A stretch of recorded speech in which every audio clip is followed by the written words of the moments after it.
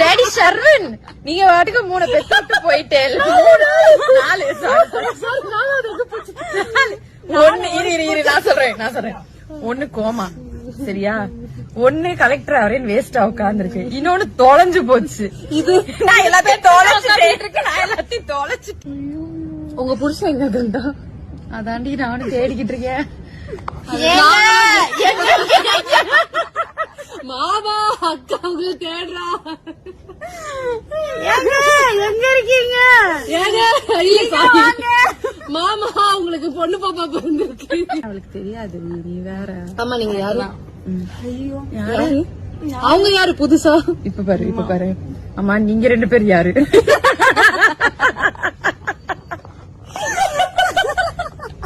அவளுக்கு மறதி ஓகே, நான் எனக்கு சும்மாவே அப்படிதான் இருக்கு.